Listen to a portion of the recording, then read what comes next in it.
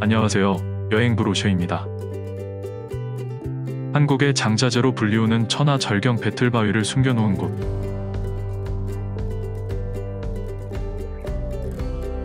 금강산의 웅장한 아름다움을 그대로 닮은 협곡 마철루를 품고 있는 곳.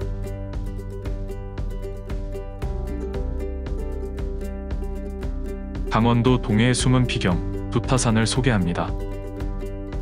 속세의 번데를 떨치고 불도를 닦는다는 의미에서 이름이 유래한 두타산은 그 아름다움으로 인해 오랜 시간 무릉계곡이라는 이름으로 더 유명했습니다. 사실 두타산은 많은 숨겨진 비경들이 있지만 험준한 지형으로 인해 일반 등산객들의 접근이 어려웠습니다. 하지만 재작년 10월 배틀바위 코스가 최초로 개방되었고 작년 6월에는 협곡 마철루 구간까지 개방되면서 누구나 한 번쯤 가보고 싶어하는 최고의 장소가 되었습니다. 매표소를 지나면 바로 신선교를 건너서 왼쪽으로 있는 길이 배틀바위로 가는 등산로입니다. 등산로 입구에는 특이한 모습의 안내판이 나옵니다.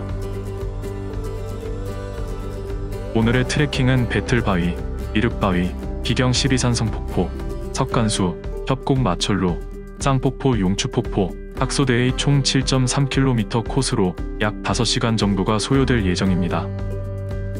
등산로 초입은 붉은 소나무들이 하늘을 향해 뻗어있는 금강송 군락지로 시작합니다. 하지만 이곳의 소나무들은 우리가 생각하는 우람한 금강송은 아니고 대체로 크기가 작은 개체들로 이루어져 있습니다.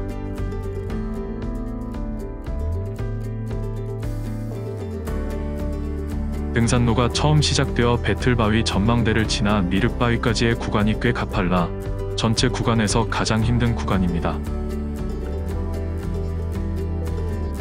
이 구간만 잘 지나면 전체적으로 크게 가파른 구간은 없습니다. 험한 비탈의 지그재그 능선길을 숨차게 20분 정도 올라가면 멀리 무릉계곡 건너편 산 중턱에 박혀있는 대형 안반이 눈에 들어옵니다. 안반 한가운데로 물줄기 자국이 선명한 곳이 중대폭포인데 비가 왔을 때에만 50m 높이에서 떨어지는 실제 물줄기를 볼 수 있는 곳입니다. 길은 다시 가파른 내리막과 비탈, 오르막으로 이어집니다.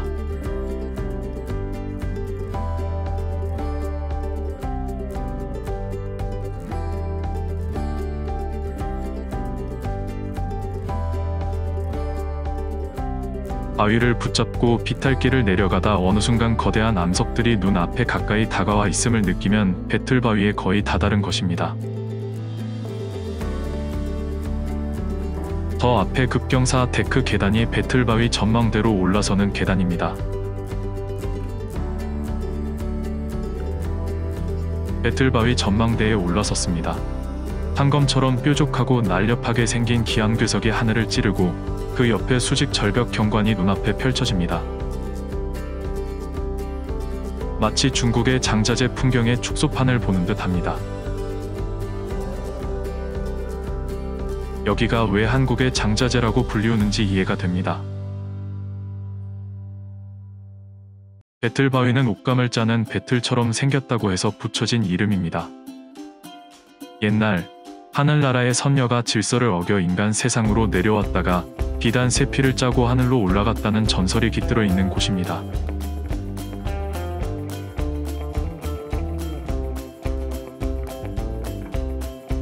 배틀바위 비경의 감상을 뒤로하고 협곡 마철루 방향으로 길을 잡습니다. 배틀바위에서 미륵바위까지는 아직 상당히 경사가 있는 구간입니다. 이어지는 평지 길도 조금은 거칠게 느껴집니다.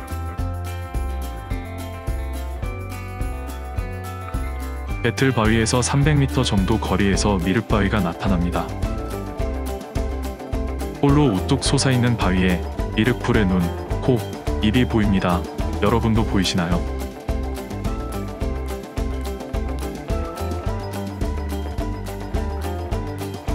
미륵바위를 지나 마철루로 가는 길은 상대적으로 경사가 완만한 숲길을 걷게 됩니다.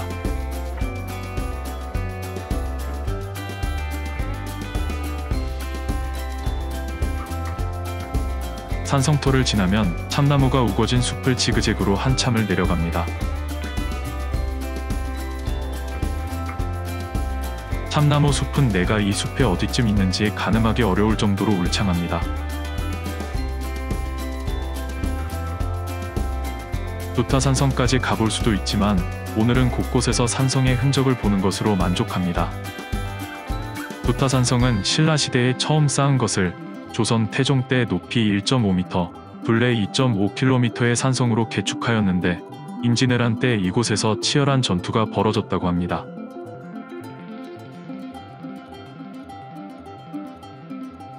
참나무 숲을 한참 내려왔다고 느낄 때쯤 숲과 숲 사이의 계곡이 열리며 산성 12폭포의 상단을 지나게 됩니다. 산성 12폭포는 암벽을 따라 산 중턱에서 협곡 아래까지 12번 꺾여서 내려갑니다.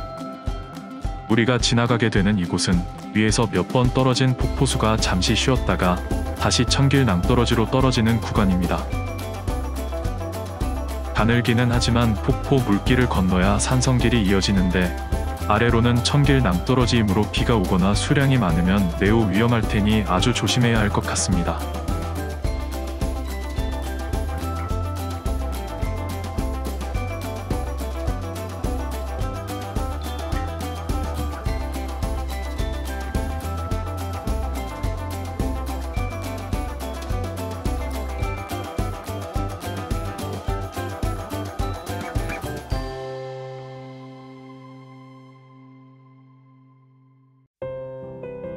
산성 12폭포를 지나 10여 분 걷다 보면 오른쪽 벼랑 위에 산성 12폭포를 비롯한 숨은 비경의 조망터 역할을 하는 너럭바위가 있는데 지나치지 말고 꼭 기억했다가 찾아봐야 합니다.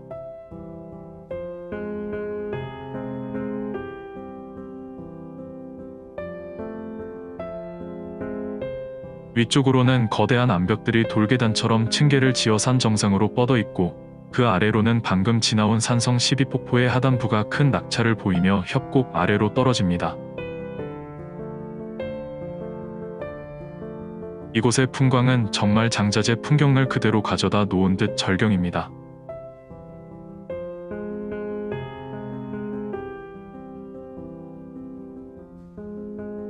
(5분) 정도 더 걸으면 층층이 쌓인 듯한 바위 아래 작은 동굴 속 석관수가 나타납니다. 동굴로 들어가면 의외로 좁고 어두우며 깊게 느껴지는데 그 끝에서 바위 틈 사이로 한 방울씩 떨어지고 있는 석관수를 볼 수 있습니다.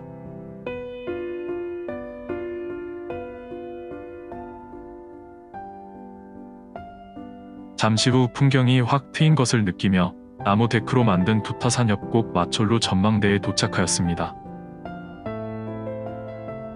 전망대에서 바라보는 계곡은 온통 암릉과 협곡의 하모니입니다. 청옥산의 거대 석벽과 계곡 건너편에 신선봉이 마주 보이고 거대한 암벽 사이로 무릉 계곡의 협곡과 용추폭포가 내려다 보입니다.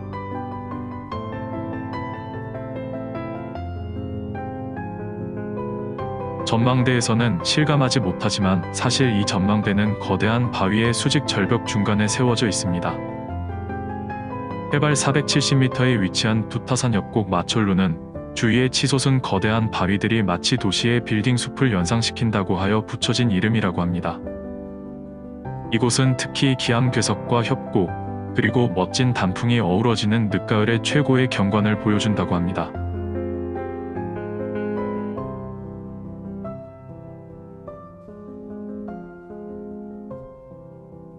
마철루는 금강산 바위 위로 아슬아슬하게 조성된 잔도 데크길로 이어집니다.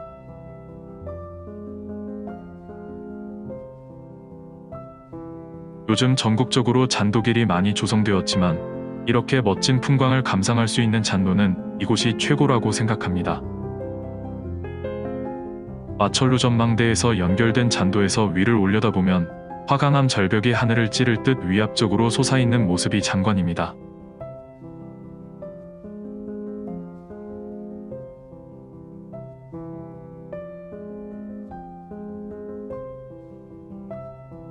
잔도 데크길과 철계단을 몇 번 거치면 두 개의 물줄기가 시원하게 쏟아지는 쌍폭포가 나타납니다. 쌍폭포의 한 줄기는 두타산에서 발원한 박달계곡 폭포이고 다른 한 줄기는 청옥산에서 내려온 옥류계곡 폭포입니다.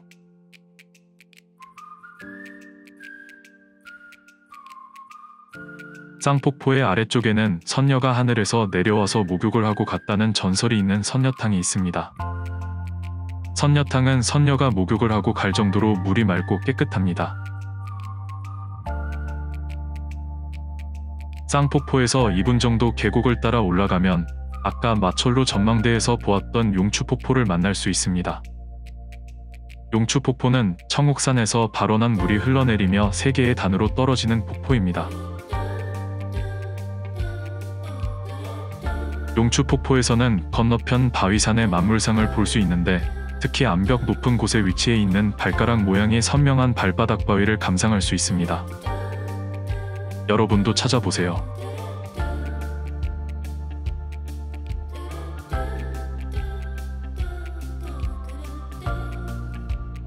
쌍폭포 용추폭포에서 LG 쉼터, 학소대를 거쳐 관리사무소까지 내려가는 길 2.6km 구간은 걷기 쉬운 산책로입니다.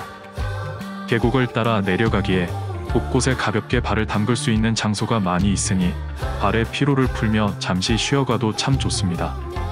산책로를 따라 중간쯤 내려오면 왼쪽으로 큰 바위 위에서 2마리 학이 논일고 있는 학소대가 나타납니다. 학소대는 상류의 동굴에서 흘러내리는 물줄기가 이곳을 지나는데 이 바위에 학이 둥지를 틀고 살았다고 해서 학소대라고 합니다. 이제 물줄기는 흘러 무릉반석 쪽으로 내려갑니다. 이번 두타산 트레킹의 마지막 장소인 무릉반석입니다. 무릉반석은 금난정 위쪽에서 삼화사 입구에 이르는 1500평 정도의 넓은 반석으로 주변의 기암괴석과 어우러지는 무릉계곡의 명소 중의 하나입니다. 예로부터 수많은 문인들과 묵객들이 풍류를 즐기며 그 아름다움을 찬양한 글귀들이 무릉반석에 많이 새겨져 있습니다.